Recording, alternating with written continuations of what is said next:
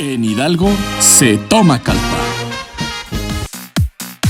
Calpa y Hilton Academia de Mixología y Coctelería te presentan Calpeando, un lugar donde encontrarás todo lo que quieres saber sobre los destilados, mixología, cantinas, coctelería y todo lo relacionado con el mundo del alcohol. En cada segmento encontrarás invitados de lujo. No te lo pierdas. Calpear, acción de echarse unos calpas. Calpeando, este programa en donde cada 15 días vamos a hablar del mundo de los destilados, los bartenders y todo lo que compone esta industria. Y bueno, comenzamos. El día de hoy tenemos una gran invitada, una sommelier que es tiene unas grandes cartas. No sé si nos podrías hablar un poquito de tu experiencia, cómo empezaste como sommelier, cómo te surgió esas ganas de ser sommelier.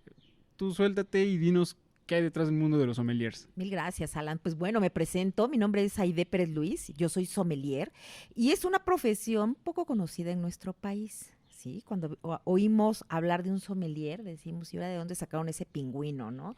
Pues yo les voy a comentar, un sommelier trae una historia, ¿sí? de muchos, muchos años, y el término sommelier viene del francés somme, que significa mula, y pues bueno, los sommeliers no son más que los administradores, no eran los administradores de la nobleza, y ellos se dedicaban pues a organizar toda esta parte de la anfitrionía por parte de la nobleza. Ellos veían el proveerse de vinos, de quesos, y estaban jalados por unos carruajes que estaban jalados por mulas. De ahí viene la palabra sommelier.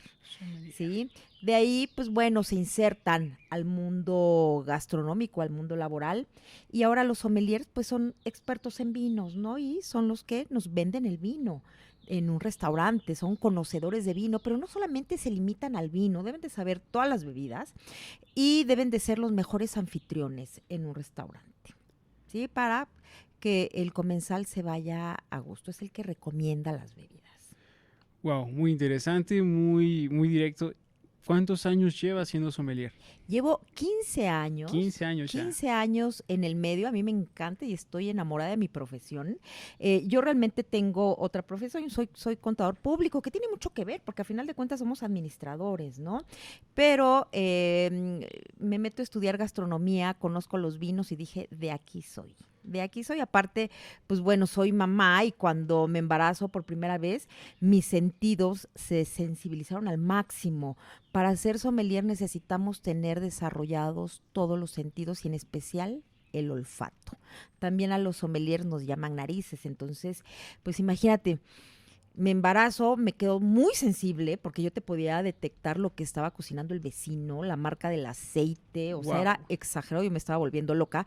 Pero bueno, si del cielo me caen limones, pues me puse a hacer limonadas y ahorita es mi trabajo, ¿no? El determinar las cualidades, defectos y virtudes en una bebida. Bueno, aquí en este caso te cayeron uvas. Así es, me Y cayeron empezamos uvas. con el vino. Así es. Y cuéntanos, o sea, ¿cuál es la parte más complicada en este ámbito de los sommeliers? O sea, depende del gusto del cliente, es gusto personal la recomendación, o es, no sé, tengo ganas de algo, un vino dulce o un vino seco, o esa gente que dice, es que no me gusta el vino porque está muy seco. Así es. ¿Qué crees? Fíjate que los sommeliers tenemos que ser muy empáticos, ¿no? En México nuestra profesión es muy, muy delicada. ¿Por qué? Porque tenemos que llevar de la mano al comensal. Okay. ¿Sí? La cultura de vino como tal, el boom de los vinos mexicanos es en el 2000, o sea, realmente estamos en pañales a diferencia de otros países. Pero, ¿cuál es la función del sommelier? Es llevar de la mano al comensal y llevarlo por un trayecto donde ellos se sientan satisfechos. No es el gusto del sommelier la opción, es el gusto de tu comensal, ¿no? Es escanearlos y decir, ¿qué les gusta? ¿Sí? Te dicen, es que a mí me gusta lo dulcecito, no me gusta la sequedad en boca, me encantan las burbujas, y de ahí tenemos que tener mucha tela donde cortar los sommeliers y en función a una buena propuesta, porque no nada más ellos toman esta bebida, sino también la tienen que maridar, tienen que encajar. Un vino siempre te va a exigir alimento, ¿sí? Siempre termina con un buen plato. Eso es el maridaje, ¿no? Así es, el maridaje, que no es más que un matrimonio, ¿no? Un matrimonio franco, donde tanto el vino como el alimento tienen que resaltar y generar una sinergia. Que a final de cuentas, todo esto lo vas llevando de la mano al comensal, ¿no? O sea, le vas preguntando qué le gusta, qué va a pedir hoy, ¿no? Pues hoy voy a pedir tal cosa. Ah, pues yo le recomiendo tal vino. O cuáles son sus preferencias. Es más, si hace calor, pues recomendarle un vino que esté a muy buena temperatura para que ellos sientan toda esta empatía con el vino y generen grandes sinergias, ¿no? ¿Y hay reglas en esto? Sí, de, o sea, tiene una temperatura estricta para el vino, reglas en cuanto al maridaje, de que dicen eso de vinos blancos con pescado, ¿no? Vinos tintos con carnes rojas. ¿Esa es una regla? ¿Es real o se puede combinar con lo que uno se le antoje? ¿Qué crees? Fíjate que estos paradigmas que nacieron al inicio, cuando apenas empezábamos con esta cultura de vino en nuestro país, y que era lo que nos decían, carnes rojas con vino tinto, Sí. carnes blancos con pescados, ¿no? Perdón, vinos blancos con pescados y mariscos. Ajá. Pues bueno, ¿qué sucede? Esto es la mentira más grande del planeta, ¿eh? Porque ya cuando conoces la variedad de uvas, los estilos de vino, ¿sí? Ya cuando ves los platillos, ya puedes mover todo esto. O sea, por ejemplo, hay uno de los maridajes que sorprende mucho, que es el mole negro, el mole oaxaqueño con champán, ¿no? ¿Quién se iba a Wow. imaginar, ¿no? Un mole oaxaqueño con champán, pues uno de los maridajes más buscados, más socorridos en este mundo. Sí hay reglas, pero son muy fáciles. Son muy fáciles y yo siempre les digo a todos, atrévanse a hacer pruebas, prueben. Hay una regla, hay dos tipos de maridaje, el maridaje de acompañamiento y el maridaje de contraste. El de acompañamiento es más fácil que la tabla del 1, es decir, mismos colores del vino, mismos colores que debe tener el alimento, a lo que te huele tu vinito es lo que debe de ir integrado en ingredientes en el alimento, sabores, ¿sí? Los vinos de postre, los vinos blancos van perfectamente con blancos, los postres nunca deben de ser más dulces que el vino, texturas, tengo un vino con muy buen cuerpo, me aguanta grasas, ¿sí? E intensidades, ¿qué tanto huele tu vino? ¿Qué tanto le puedo agregar de ingredientes con esos mismos aromas a tu alimento? Y ahí empezar a hacer pruebas, ¿no? Atreverse a hacer pruebas. Finalmente igual eso que dicen, las reglas están para romperse, ¿no? Así es. Yo, o sea, me pregunto porque hay veces que es esto de detecto unos aromas, no sé, a durazno, a plátano, a tabaco, o sea, empiezan las personas, los sommeliers a decir los aromas que detectan y uno dice, sabe a eso, ¿no? Sabe a durazno y lo tomas y no, ¿Sabes esto qué no sabe a piensas? durazno. Te cae que no se las tronaron antes. Les voy a decir algo. Acá hay una regla bien importante. Si tú no has olido antes un ingrediente, no puedes detectar en una bebida, ¿sí? De repente oyes a sommeliers que dicen, ay, es que este vino huele a casis, a bergamota, ¿sí? Realmente hemos estado en contacto con estos aromas, ¿no? ¿A qué va a oler a un vino? A lo que hueles todos los días, ¿no? Mango, frutos rojos, ciruela, cahuiche, para los que estamos bien casados con este frutito. O sea, el vino va a presentar diferentes tipos de aroma dependiendo la variedad de uva, los procesos de elaboración y si tuvo un paso por barrica. Pero yo siempre les digo a mis comensales, lo que tú detectes, ¿sí? Es a lo que huele el vino, ¿no? Yo te puedo decir que tiene 10 aromas, pero si tú detectas 2, a eso te va a oler el vino. Es conforme entrenamos nuestro olfato igual, ¿no? O sea, uno puede entrar a la alacena y empezar a olfatear cosas y Así es. entrenar ese olfato y después detectar esos aromas, ¿no? Alan, comentas algo bien importante. Fíjate que tenemos un órgano, bueno, tenemos un sentido que muchas veces se vuelve muy flojo por la vista. ¿Qué pasa si yo ahorita te pongo 3 manzanas? Una manzana verde, una Granny Smith, una roja Red Delicious y una amarilla. Y te digo, oye, ¿la puedes reconocer? Y por vista dices, pues bueno, ¿no? Pero ¿qué pasa si yo te cubro los ojos y a olfato y a tacto tienes que detectar ese aroma? ya empiezas a ejercitar este sentido. Eso es lo que hacemos en una cata, ejercitar el sentido del olfato, que por mucho tiempo lo hacemos flojo por la vista, ¿no? Damos por hecho muchas cosas, ¿no? Entonces, cuando nosotros ya empezamos a oler conscientemente, que eso es la cata, no es más que oler conscientemente y evocar. Es decir, vámonos al pasado, ¿a qué te recuerda este olor, no? Una cata es evocar, por eso dicen que una cata es lo similar a una poesía. Tienes que irte al pasado y empezar a recordar aromas. Eso es catar, realmente no es complejo. Yo siempre le digo a mis alumnos, a mis amigos, déjense llevar por el vino, que el vino los va a llevar para los mejores lugares. A veces hay personas que se les escurren las lágrimas y dicen, es que este aroma lo detecté cuando era chiquito, ¿no? A lo mejor cuando entré a la casa de mi abuelita y entré y detecté el tal fruto, ¿no? Entonces hay que dejarnos llevar. Sí, yo una ocasión probé un vino que olía a chamarra de cuero. Así es. O sea, lo estaba oliendo y era una chamarra de cuero. Y ahora pasa esto, uno lo prueba y notas ligeramente ese saborcito. Se le llama retroolfacción, ¿estoy bien? ¿O Así es, me equivoco? retrogusto, retroolfacción, Ok. retronasal, así es. ¿Qué crees?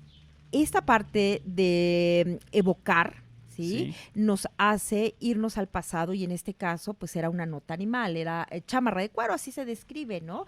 Pero como esas notas puedes encontrar madera, puedes encontrar tabaco, chocolate, vainilla, es O un un sinfín. puro, ¿no? Que es muy diferente a un tabaco, un Así cigarro. es, no es lo mismo un cigarro, una caja de puros, ¿sí? Hay diferentes aromas que te van llevando tanto por los procesos de elaboración, la variedad de uva y si tuvo un paso por barrica, ¿no? Yo les digo a todo mundo, el vino es muy comunicativo, el vino no te va a ocultar nada, el vino te dice con qué variedad está hecha, qué procesos de elaboración tuvo, qué pasó después de ese vino, después de hecho, entonces es un cúmulo de información que tienes que ir detectando con el paso del tiempo.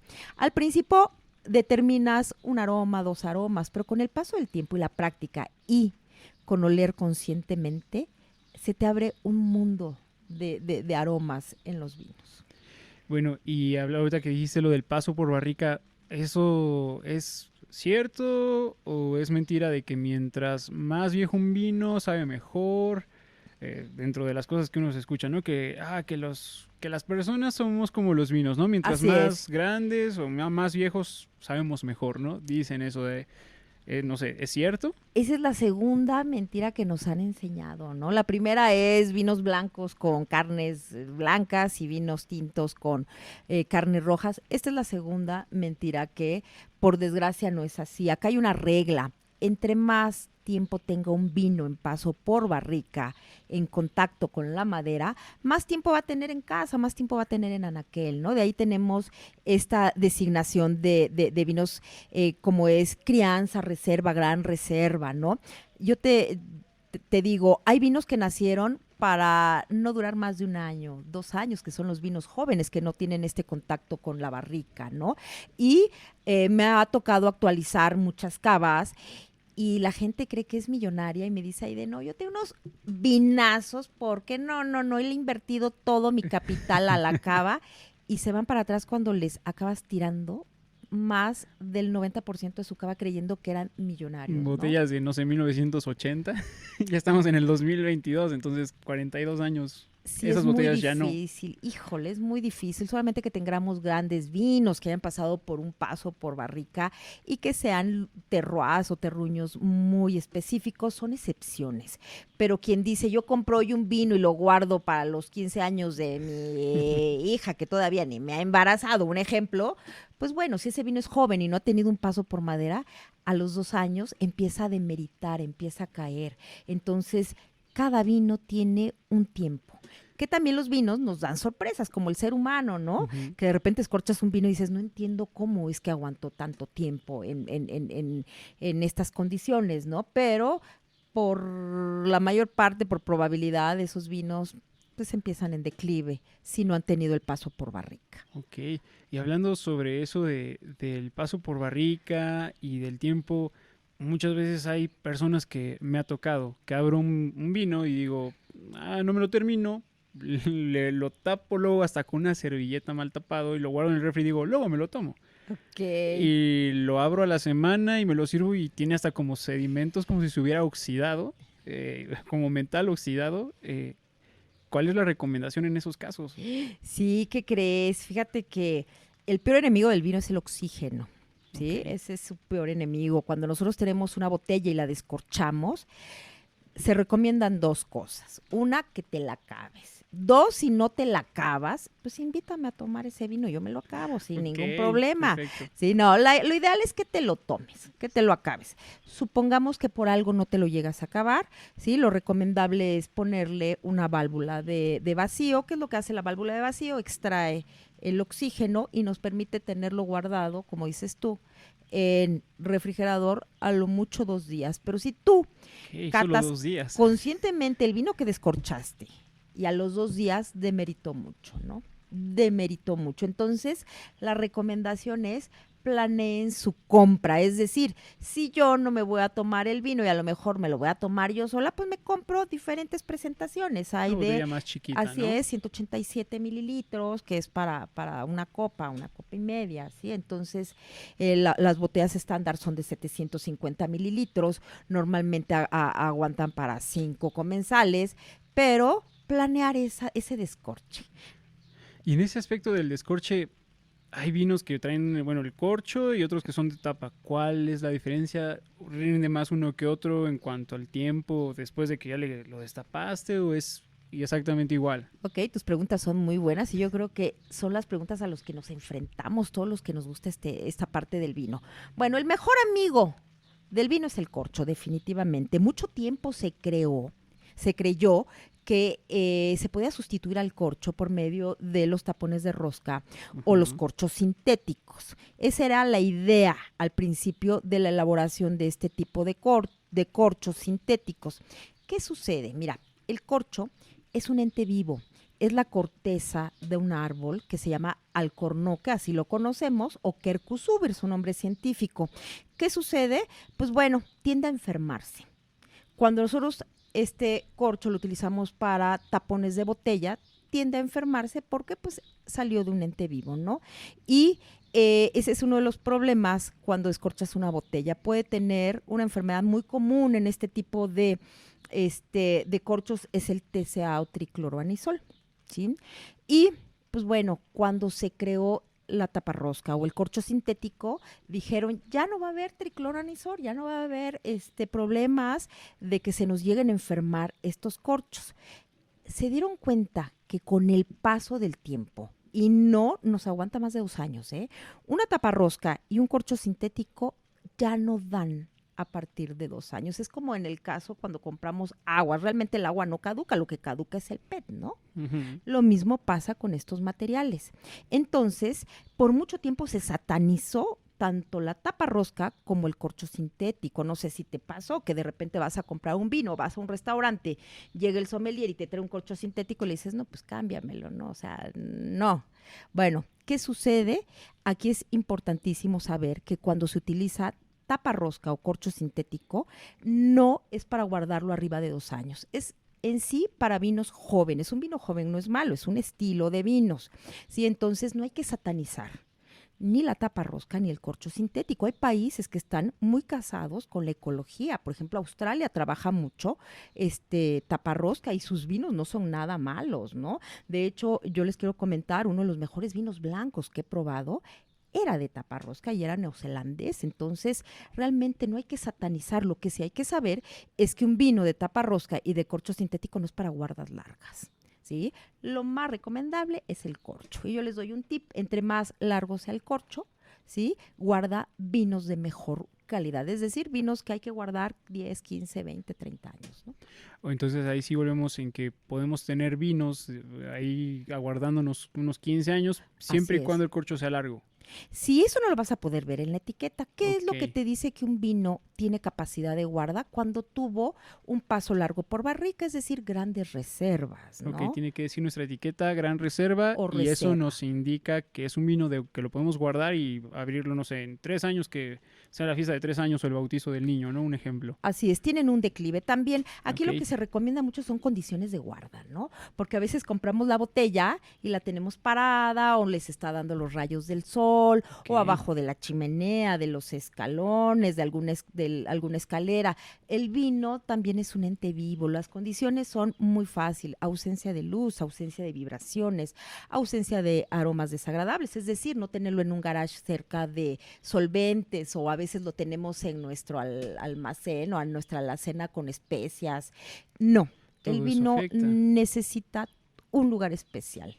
Sí, necesita el que lo apapachemos, el que lo cuidemos y que la luz directa no le toque, ¿no? Los rayos de la Ok. luz no les toque, porque van demeritando la calidad del vino. Nos comentabas un vino neozelandés blanco que probaste. Y ahora yo tengo una pregunta con eso. ¿Cuál es el mejor vino? Porque yo he escuchado eso de que el vino chileno es el mejor, que si el español. Digo, en México también tenemos vino. ¿México entra en esa categoría? ¿O cuál es el mejor vino en el mundo? Ok, bueno, te comento, México es un país muy bendecido y está dentro de la franja internacional del vino, ¿sí? Aparte cuenta con microclimas. No Ok. solamente las condiciones de la franja que son 30-50 grados norte, va a tener microclimas donde se van a hacer grandes vinos. Yo les comento, yo estoy muy orgullosa de nuestras bodegas mexicanas y hubo una bodega donde el mejor Cabernet Sauvignon del mundo salió de nuestro país, ¿no? Entonces, Wow. ¿qué te puedo decir, Alan? Realmente yo estoy enamorada de mi vino mexicano. La variedad Nebbiolo, que es una variedad italiana del Piamonte, se ha dado aquí de manera espectacular. Entonces, tenemos buenos terruños para producir grandes vinos, ¿sí? Yo lo que siempre les comento a los comensales, a los alumnos, apuéstenle por su vino mexicano porque hacemos grandes cosas. Nuestro medallero en concursos internacionales, bueno, está repleto porque sabemos ya hacer bien las cosas, ¿sí? Hay variedades que se han adaptado muy bien a nuestros climas y a mí en lo personal me gusta mucho el vino de Nebbiolo, pero esto del preguntar cuál es el mejor vino y muchas veces cuando responden como sommelier el que a ti te guste, tiene una gran parte de verdad, ¿no? Por ejemplo, si a ti no te gustan los vinos blancos y yo te puedo decir que el mejor vino blanco, un ejemplo, es de Francia, pues no estoy respondiendo a tu respuesta, ¿no? A tu pregunta. Entonces, a lo que voy es, cuando un vino es bueno, cuando un vino es de buena calidad, pues bueno, vámonos a un poquito, ¿no? El caso de los vinos blancos, su atributo es la acidez. En el caso de los vinos tintos, su atributo es esta sequedad en boca que no lastime. Un vino que te lastima, un vino que te lacera, un vino que te genera incomodidad, ya no es bueno. Ok, entonces ahí podemos igual detectar eso, ¿no? Cuando uno abra una botella y huela raro, o incluso tantito lo pruebes y no te sepa bien, no lo consumas. Así es. Aquí hay una regla. Ok, Cuando el vino viene turbio, ajá. ¿sí? Lo vamos a poner a trasluz y no podamos ver la fuente de luz, no es un vino potable, es un vino enfermo, ¿sí? Entonces, ese parámetro te puede servir para determinar si lo que guardaste durante mucho tiempo es potable. Esto no hay que confundirlo con los sedimentos. Los sedimentos se generan con el paso de barrica, pero bueno, son los sedimentos que vamos a tener en el fondo de la botella, pero tú puedes tener una botella con sedimentos, verla tras luz y que sea totalmente limpia, ¿sí? Se ve al fondo, en la luz, es una botella potable. ¿Sí? Ahora, la acidez no debe de ser desagradable, que es cuando tenemos la presencia de ácido acético, ¿no? Tenemos el vino avinagrado, ¿no? Tus mismos sentidos te van diciendo si las cosas van bien. Yo siempre les digo a todos, confíen en sus sentidos, ¿no? Te pueden decir, este es un vinazo, pero pues dices, bueno, si a mí me lastima, si a mí me está generando tal insatisfacción, es válido, ¿no? No es para ti el mejor vino. Sí, no es, ahora sí que es casi al gusto, ¿no? Porque hay gente que puede decir, no, pues a mí me gusta el Riunit, el Lambrusco, y les das a probar un vino carísimo y te dicen, no, este no me gustó, porque también es otro rumor ahí, ¿no? De que mientras más caro, mejor. Bueno, no siempre. Y aquí es importante sí meternos un poquito en conocer, por ejemplo, el caso del Lambrusco, pues es una variedad de uva tinta, pero pues lo compran porque está dulcecito, ¿no? Y Sí. aparte al mexicano nos gusta lo Y dulcecito y más es al alcance, ¿no? el dulzor. Pero ¿qué crees? Un vino espumoso.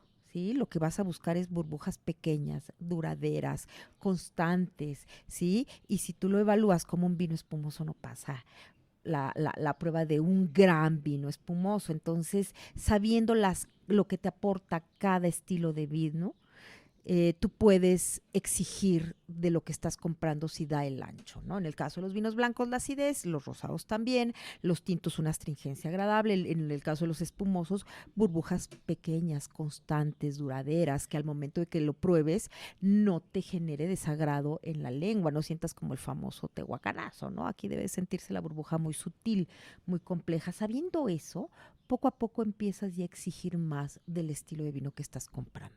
Ok. A veces el dulzor es el mejor distractor, ¿no? Es el canto de sirenas para muchos vinos, que decimos, está buenísimo, pero sale. Hay vinos también de postre, los vinos de postre son blancos, ¿sí? Tenemos grandes vinos de postre, deben de tener buena acidez. Entonces, cuando ya empezamos a hurgar y empezamos a ver cualidades en cada estilo de vino, ya empezamos a tachar y a poner palomitas, ¿no? Wow. Pues ahorita ya tocaste ese tema de ver los sedimentos, de analizarlo. ¿Te parece si ahorita en el siguiente segmento nos enseñas a hacer una cata? Claro, Digo, no contamos con vino, pero tenemos aquí a nuestro Calpa, que nos puedas claro que explicar las sí. partes de una cata y ir llevando a nuestra audiencia a cómo realizar una cata y hablar de este producto. Claro que sí. ¿Sí nos podrías echar la mano con eso? Para eso estamos, Muchas gracias. ¿no? Gracias a ti.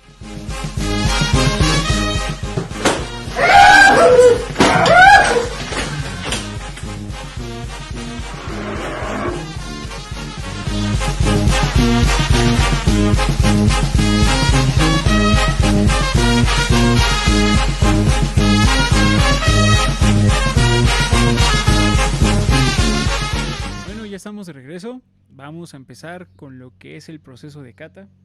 Nuestra sommelier Aide nos va a decir, nos va a ir guiando por ese proceso de la cata. Supongo que es para los vinos es igual o, bueno, a excepción del color, ¿no? Porque aquí hay ausencia de color, pero de ahí en fuera todo lo demás sí aplica. Sí, en sí la cata la podemos definir como el llevar a cabo un análisis organoléptico donde intervienen todos los sentidos, vista, olfato, gusto, tacto, para poder determinar la calidad de un producto. O sea, Ok, realmente nosotros podemos catar lo que sea, ya dependiendo de cada bebida o de cada cosa que vayamos a catar, pues tiene su rueda de los aromas, ¿no? Es decir, en los vinos vamos a encontrar diferentes tipos de aromas debido a la variedad de uva, los procesos de elaboración y el paso por barrica que te había comentado. Y lo mismo se aplica en los destilados y en otro tipo de bebidas, ¿no? Vamos a poner a trabajar todos nuestros sentidos y los sentidos nos van a ir determinando qué características tiene lo que vamos a catar. ok, ¿Ok? vale. Pues bueno, en el caso de una cata, pues se inicia con la vista. La vista es muy importante porque aquí podemos determinar si el vino tiene, en el caso del destilado, vamos a catar calpa, tiene sedimentos, podemos hablar un poquito de si hubo filtraciones, si tiene algún color. Todo esto nos va a ir arrojando, ¿sí? Cómo estuvo el proceso de elaboración. Ok, ¿Ok? perfecto. Y pues bueno, estamos frente a un destilado, ¿sí? Sí, Que normalmente son aguardientes, que son incoloros, ¿no? Aquí, ok. pues bueno, siempre vamos a inclinar copa, vamos a determinar, ya sea con la ayuda de la luz, ¿sí? Si hay presencia a lo mejor de turbidez, lo que te había comentado al principio, Sí, o si hay algunos sustancias en suspensión, si gustas hacerlo, ¿sí? ok, Y claro. esto nos habla, ¿sí? De muchas veces de los filtrados, ¿no? De los filtrados. Sí hubo exceso de filtración, pero pues aquí tenemos a simple vista un aguardiente limpio, Cristalino. cristalino, no hay turbidez, ¿sí? Y pues bueno, lo que se hace también es Esto ya es como tal un ritual y es el impregnar las paredes del catavinos para ver cómo bajan estas precipitaciones que se llaman piernas o lágrimas, y entre más tiempo tarden en bajar, es mayor la cantidad de alcohol y glicerol que trae en el caso de esta bebida. Sí, aquí vemos piernas muy, muy lentas, ¿no? Muy, Sí. muy lentas, sí, un lagrimeo que empieza como que a agarrar fuerza, las piernas vienen muy pegadas y cuesta mucho trabajo en bajar, y empiezan a bajar poco a poco, y nos habla de su contenido alcohólico, ¿no?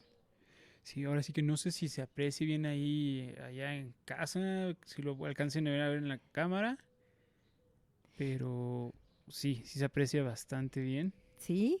Cuando de repente en un destilado vemos ya colores diferentes, ¿sí? Por ejemplo, cobrizos, caramelos, pues ya tuvo un proceso ese destilado. En este caso, pues es totalmente incoloro, ¿no? No hay ninguna presencia de algún color.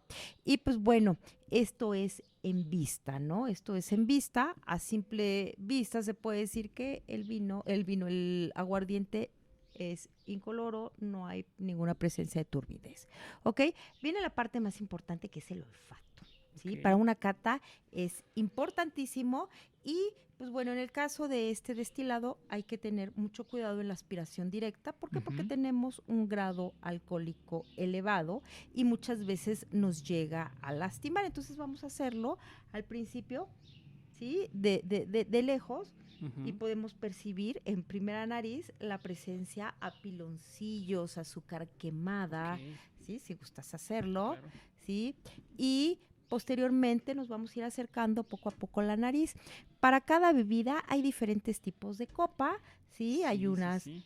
la copa sublime, que es para destilados, que no, lo que hace es que no nos dé este golpe de alcohol, pero las que no tengan este tipo de copa en casa, háganlo con una copa normal, ¿sí? Ya poquito a poquito vamos a ir moviendo y vamos a ir sacando otro tipo de aromas. Ok. Ya vimos que los alcoholes se dispersaron, ¿sí? Sí, de hecho, yo la primera vez que lo olfateé me llegó un olor cítrico, como a Así es, ralladura de limón. Ahorita que ya comentas esto, sí percibí ese olor a piloncillo, tal vez un poquito como azúcar mascabado. como a melaza, ¿no? Ok, Sí. azúcar mascabado. Y la presencia de cítricos es totalmente Sí, de hecho, ahorita que lo perceptible. agitaste me llegó a sacar el olor. O sea, sí, sí Sí, tiene un buen olor. sí, sí, sí. Se siente, ¿sabes cómo? De estos dulces que venden de limón, que vienen como Que traen caramelizados. coquito Ándale, adentro, ¿no? Así. así se Sí, sí, percibe. sí. Se perciben confitados, se perciben, te evoca dulzores, ¿no? Cosas que tengan que ver con dulzor. Ok, si gustas. Sí, tiene muy marcada la presencia del piloncillo, de los cítricos. Empieza a salir también la naranja confitada, ¿sí? Esta ralladura de naranja que ya está ligeramente Sí, caramelizada, de dulcecito, como comentas. ¿sí? Y también se percibe una nota como a tierra mojada, ¿no?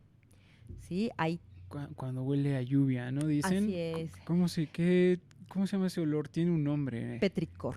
petricor. Petricor, ¿sí? Cuando recién acaba de llover, a Ujú. eso, O va a llover, ¿no? Que dicen, va a llover, huele a tierra mojada. así es. Y los alcoholes al principio se sentían muy presentes, Ujú. ¿sí? Ahorita ya se empiezan a dispersar y empiezan ya a salir las notas características del destilado. Ujú. Y aquí en la parte del olfato es importante evocar, ¿no? Es cerrar los ojos y recordar, porque alguna vez estuvimos en contacto con este tipo de aromas. Posteriormente, pues bueno, nos vamos al gusto, ¿sí? Y en el gusto, pues yo les recomiendo, al ser un destilado, los sorbos deben de ser muy pequeñitos, ¿sí? Después vamos poquito a poquito Ok.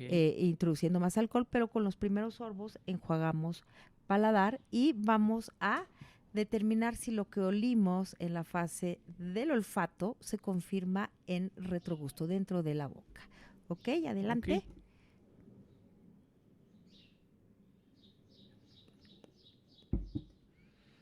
Vamos a, o sea, tiene que, de lo que pudimos olfatear, Así es. Por ejemplo, si Pone- ya tengo muy pegado, puedo oler mi piel para después poder Claro que sí, uno de los limpiadores de la nariz es la piel, ¿sí? Y aquí se confirma totalmente el piloncillo, ¿no? De hecho, en boca se siente un dulzor, se siente dulce, Sí se siente dulcecito. se siente dulcecito. Y yo no sé por qué yo sigo sintiendo mucho ese cítrico. Sí, hay cítrico y se confirma el piloncillo, la melaza, sí, el azúcar Sí, se siente el mascabado. azúcar. Se ¿Sí? siente ese dulzor que comentas. Y no sé si fue porque me predispuse, pero sentí el dulce este de limón con coco. Así Y es es. que a mí me gustan esos dulcecitos. Pero Sí. está muy bueno. Se come la cáscara del limón y todo eso.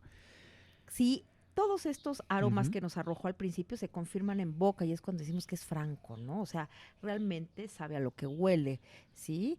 Y en boca el grado alcohólico se siente potente, pero no es desagradable, ¿no? Estamos No. hablando de un destilado que está arriba de 40 grados, no sé cuántos grados tenga, Tiene 45 grados. ¿ok? Pero el alcohol se siente presente, pero no lastima, ¿no? Sí, bueno, se siente calientito. Se siente rico. Así es, Sí. no sentimos el famoso gato en reversa, ¿no? Cuando lo tragamos, porque a veces nos dan miedo muchos destilados que decimos, híjole, me va a lastimar. No, se siente untuoso, se siente untuoso. Y ahorita pues vámonos a las sensaciones táctiles, vámonos al tacto del destilado. Lo que vamos a hacer Ok. es empezar ya a poner atención a qué texturas nos deja este destilado, ¿no? Nos raspa, nos deja untuoso, ¿sí? Ujú. ¿Cómo sentimos el calor en boca? El calor en boca es desagradable, nos quema, porque aunque sea un destilado, ¿sí? Los alcoholes deben de trabajarse bien en el proceso de destilación y deben de ir muy a la par con las texturas, ¿no? Ok. Adelante.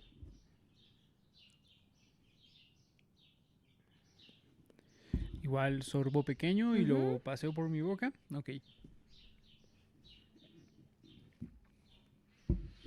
Siento en cuanto a sabores muy buena acidez, ¿sí? Este destilado tiene una presencia de acidez muy marcada. Y eso me imagino que te lo hace también muy versátil en la coctelería, me imagino. Ujú. ¿Ok? El dulzor se sintió al primer momento. Y al último hay un amargor, pero nada desagradable, es parte de, ¿no? Es parte de. Sí, justamente ahorita lo que lo estás comentando, sentí ese amargor. No sé, conté como más o menos unos 9 segundos. Pasó ese amargor, ese dulcecito que comentas, esa acidez. La verdad a mí me gusta mucho. Está Sí, en bastante primer bueno. lugar se siente acidez, o sea, Sí. es característico, es su acidez, bueno, no, perdón, dulzor. Dulzor. Lo dulcecito por un dulzor muy agradable, Ajá. ¿sí? Después la acidez, Exacto. posteriormente el amargor, pero es un amargor, es un dejo amargo nada desagradable, no nos genera ninguna sensación de permanencia, ¿no? Está bien. Y en textura se siente untuoso, ¿no? Se siente, pásate la lengua en el paladar, Ujú. ¿sí? Hay untuosidad. El calor en boca definitivamente es presente. Estamos hablando de 40 grados de volumen de alcohol, pero 45. 45 grados, Sí, pero 45. no quema, no quema. No, o sea, se siente agradable. Es un calientito rico. Así Es es. como tomarse un tecito. Y va muy a la par con los sabores, ¿no? O sea, los sabores están presentes al momento que se siente el calor en boca y la textura también está presente. No se siente como tal que el calor en boca siga en permanencia los demás sabores y texturas, no. Yo sigo sintiendo la acidez, que está muy, muy agradable, y la permanencia del piloncillo, ¿no? El piloncillo y la melaza. Es que se siente como cuando uno utiliza, no sé, te acabas de lavar los dientes y tomas agua. Se siente como una sensación así, ¿De frescura? frescura, pero ¿cómo decirlo? ¿Se llama astringencia? Ah, ok. La astringencia sequedad en boca es una sensación táctil y la vamos a sentir como una sequedad en boca. Ujú. Quienes no han sentido la astringencia, vamos a hacerlo similar cuando sin querer nos pasamos una cascarita de nuez, un pedazo de cáscara de nuez que nos seca la boca. Sí, O sí, sí. sin querer probamos la parte interna de la cáscara del plátano que nos da sequedad en boca. Exacto, eso es lo Hay que astringencia. se siente. Y ahorita ya casi de último ya pasaron todo lo demás. Siento eso un poco. Sí, hay astringencia y yo puedo determinar que el alcohol está muy bien trabajado. O sea, a pesar o no a pesar, sabiendo que tiene 45 grados de volumen de alcohol, no es un destilado que te genere una sensación de calor en boca que te invada los demás elementos como el sabor y las otras sensaciones táctiles, ¿no? Lo siento muy bien trabajado, Sí. muy buen cuerpo, Sí, sí, coincide con lo que determinamos en vista esta lentitud de las precipitaciones.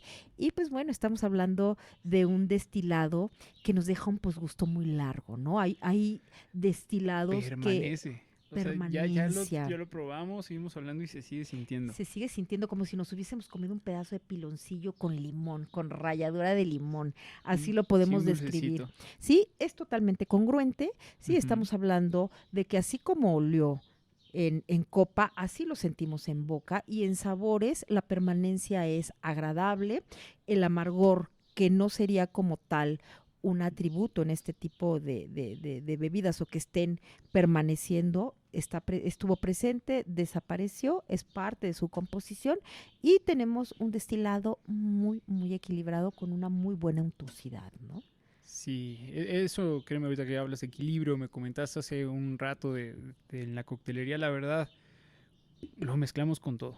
Sí, O no, sea, de sí, hecho, sí entra en diferentes cócteles, desde los clásicos ya más elaborados, ya hablando de mixología, mezcla muy bien. y aparte es importante el posgusto de este destilado.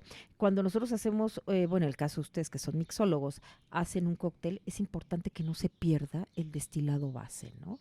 O sea, muchos creen que hacer un cóctel es agarrar y mezclar todo lo que ves en tu casa y hacer una cubeta de aguas locas. No, ¿qué creen?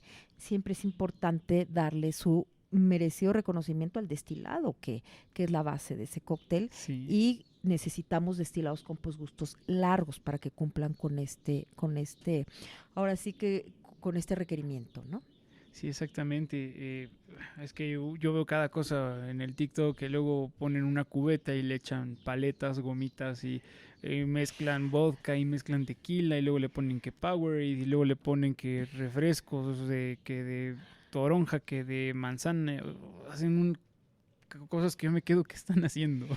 Es que te digo algo, en el caso de la coctelería es muy respetable el trabajo de los mixólogos, el trabajo de ustedes, porque un mixólogo tiene que ver de entrada densidades, la vista, ¿no? Es importante que sea agradable a la vista y como en todo, ¿no? Ujú. Si algo no nos gusta a primera vista, no le entramos, ¿no? Nos presentan Exacto. a alguien y nomás no pasa la El prueba, amor pues no le nace a la damos el vista, teléfono, dicen. ¿no? Sí. ¿Sí? Y pues bueno, aquí es importante y que las personas que nos están viendo sepan que un mixólogo tiene que estudiar mucho un cóctel, ¿no? De entrada, que combine con todos los elementos que aporta en el análisis organoléptico la bebida, ¿no? Y aparte, entre más aromas, más sabores, más complejidad tenga un destilado, te da apertura a hacer mayor mezcla, ¿no? Y poder, Exacto. sí, Más poder, versatilidad. así es, para poder tener como producto final, pues un producto con sinergia, es decir, que el destilado levante los elementos de los mezcladores y los mezcladores levanten, ¿sí? las cualidades del destilado. Ese es como tal un producto final que busca el que va a probar un cóctel, ¿no? Tener un balance, ¿no? Un Así es. equilibrio, que es lo que se busca en un cóctel. Porque hay cócteles que predominan más el destilado que el mezclador, o se pierde el mezclador, o O el realmente dulzor, te sabe a ¿no? puro alcohol y dices, No. esto no está bien, no es un cóctel equilibrado. Así es, no es toda una ciencia en el caso de ustedes porque tienen que manejar densidades, tienen que manejar todo lo que son volúmenes de alcohol, colores. A veces sí, mezclas uno y otro y te sale un color que dices, nomás no te atreves a tomártelo, Hay ¿no? gente que queriendo sacar un color morado, luego mezclan rojo y azul en la coctelería, no sé, granadina, curazao, y termina pareciendo agua de Sí, agua que con dices, lodo. O sea, de agua ve de mal. charco que Sí, dices, nomás no te atreves, ¿no? sí, Entonces sí, toda sí. esa maestría que manejan ustedes pues es totalmente respetada y como comensales debemos de exigir eso, ¿no? Ujú, Que si yo exactamente. pido un cóctel hecho a base de calpa, sepa calpa, pero aparte se potencie, ¿no? Se potencien todas sus cualidades que acabamos de describir y también los elementos del cóctel. Y bueno, aquí en este caso que estamos hablando de este destilado de caña, este producto que acabamos de hacer una cata, que ya pudimos observar qué olores, qué sabores predominan, cuál es esa sensación que nos deja en boca. Eh, Podemos, bueno, yo me atrevo a decir, esto es un destilado de caña, no es ron, es calpa. Ahora sí que ustedes llámenlo como quieran, pero esto es calpa. Calpa, ¿sí? Y Sí, es, sí, sí. lo caté hace un año y medio, y es muy homogéneo, o sea, huele, tiene las mismas características, ¿no? Que hace un año. La parte de los piloncillos, la parte de la melaza están muy, muy, muy presentes en nariz, del azúcar mascabado, ¿sí? Y la acidez que lo hace muy versátil. A veces cuando tenemos destilados que no tienen muchos sabores, al momento de que les ponen los mezcladores, se pierden, ¿no? Exacto. Bueno, yo ahorita, platicando ya contigo en el segmento pasado que hablábamos de todo lo que es tu experiencia como sommelier, que ya nos ilustraste bastante, nos diste prácticamente cátedra Gracias. y es muy interesante, y yo sé que allá en casa disfrutaron mucho eso porque muchas preguntas que te hice la gente se pregunta en casa, ¿no? Sobre los vinos y todo eso. Tengo otra pregunta, tengo una duda. ¿Esto que traes colgando, cómo se llama y para qué sirve? Ok. Pues bueno, esto se llama Tasteban y es el Ajá. emblema de los sommeliers. Ok. Cuando en una brigada gastronómica vean o en servicio a una persona con este Tasteban, pues bueno, esto tiene su historia, ¿no? Esto Ok. era el catavinos, es como el abuelito de la copa, ¿sí? Ok. Y en la antigüedad se utilizaba para hacer las famosas catas de raíz en las cavas, ¿no? Se Sí, sí, bajaban a sí. profundidad con la ayuda de una vela, ¿sí? Y se ponía vino en el catavinos o en el tasteban, y con la ayuda de la luz, pues si se dan cuenta, tiene una parte cóncava, tiene algunas perlitas. Lo que nosotros Ok. hicimos en copa para ver brillantez, para ver toda, en el caso de los vinos, la profundidad de color, ¿sí? Como es en el caso de la capa, lo mismo se hacía en esto, ¿sí? Trae un cordoncito, trae una cadenita para dejarla caer, porque a veces los sommeliers, ¿sí? Que traían el Spencer, que es este mandil largo que debe de llegar prácticamente a las espinillas, porque ellos maniobraban las barricas y después tenían que irse a servicio, pues hacían la cata de raíz. En esto ahorita ya en la actualidad no se utiliza, es nuestro emblema. Y pues bueno, dentro de todo lo que se manejaba decían que esto era de plata, porque muchos sommeliers la hacían de hígado de la nobleza, es decir, ellos tenían que probar el vino antes que lo probara la nobleza, porque podía haber probables envenenamientos, que eso se daba muy Ok. en esos tiempos, y la plata muchas veces reaccionaba con el vino, entonces si generaba algún cambio de color, algo había, ¿no? Entonces, pues Veneno, ¿no? sí, entonces, pues bueno, esa es la función del Tasteban, es nuestro emblema, lo traemos siempre. Muchos me preguntan si es de plata, no, ¿qué creen? Si fuera de plata ya estaría en el empeño. No, no, esto ya no es de plata, ¿no? Entonces, es parte de nuestro vestuario y que lo traemos con mucho, mucho orgullo, ¿no? No, es muy, muy interesante. Y bueno, ahorita dónde estás laborando, dónde estás trabajando, si te quieren contactar, dónde pueden buscar, quieren clases, yo sé que, no sé, eh, cursos o dónde te podemos contactar. Ok, pues bueno, yo dentro de los 15 años que te comenté de trayectoria laboral, me ha encantado dar clases. Bueno, yo creo que una de las cosas que más me apasiona es transmitir, ¿sí? Ujú. Todos estos conocimientos a las nuevas generaciones que están ávidas de conocer, ¿sí? Y Ok. quitar muchos mitos del vino, porque el Sí. vino está alrededor de muchos mitos. Damos clases de vinos. Actualmente también actualizamos cavas. La labor de un sommelier no se limita nada más a lo mejor estar en restaurantes. Actualmente soy sommelier del restaurante Sotero, del chef Aquiles Chávez. Ok. Sí, ahí estamos trabajando los fines de semana, y de lunes a viernes damos clases.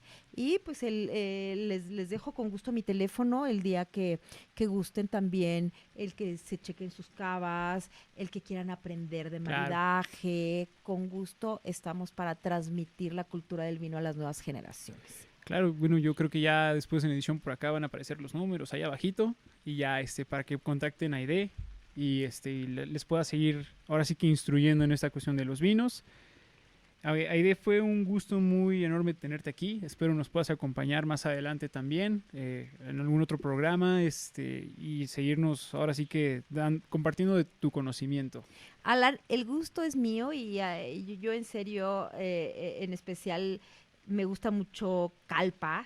La primera vez que tuve contacto con Calpa fue cuando lo probé en un cóctel que estaba hecho a base de chile rallado, que como mixólogo respetaste las cualidades del chile, porque sabemos que trae muy buen posgusto un chile rallado, trae ahumados, ¿sí? Y pues bueno, lo que hiciste fue potenciar las cualidades de Calpa con el chile rallado, generando una sinergia.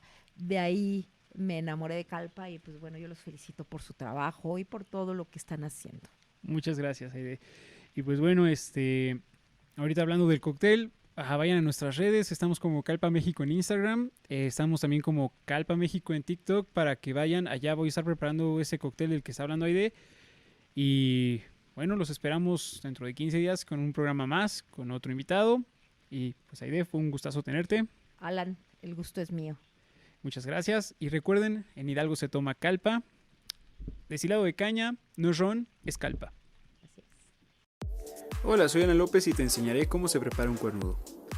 Agregaremos 1 onza de calpa, media onza de licor de chile rallado, media onza de jarabe natural, media onza de jugo de limón bien exprimido, 2 onzas de jugo de arándano. Vertimos en un shaker con hielos y agitamos muy bien. Para finalizar, vertiremos sobre un vaso corto con hielos, mira ese color tan chulo. Y por último, una flor de bugambilia para decorar. Y listo, ahí está el cuernudo. En Hidalgo se toma Calpa. En Hidalgo se toma Calpa.